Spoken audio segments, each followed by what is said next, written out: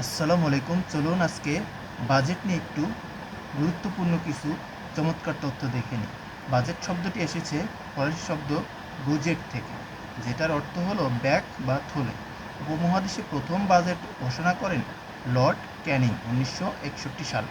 প্রথম বাজেট বাংলাদেশে পেশ করেন তাজউদ্দিন আহমদ 30 জুন 1972 সালে।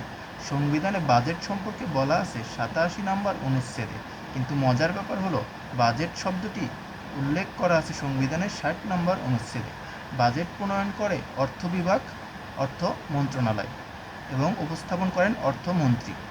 সবচেয়ে বেশি বাজেট উপস্থাপন করেছেন বাংলাদেশের ইতিহাসে আবুল মাল আব্দুল মুহিত ও সাইফুর রহমান। মোট 12 বার তারা উপস্থাপন করেছে। এবং চলুন 2026-27 অর্থ বছরে বাজেট সংক্রান্ত কিছু তথ্য ঘোষণা করা হয় 11 জুন 2026 সাল। বাজেট পাস হওয়ার সম্ভাব্য তারিখ হচ্ছে 30 জুন 2026। কার্যকর হবে 1 জুলাই 2026 সালে। বাজেট উপস্থাপনকারী আমির খসরু মাহমুদ চৌধুরী, বর্তমান অর্থমন্ত্রী। বাজেটের আকার হচ্ছে 9,38,000 কোটি টাকা এবং মূল্যস্ফীতির হারের লক্ষ্যমাত্রা 7.5%। জিডিপি প্রবৃদ্ধি হারের লক্ষ্যমাত্রা হচ্ছে 6%।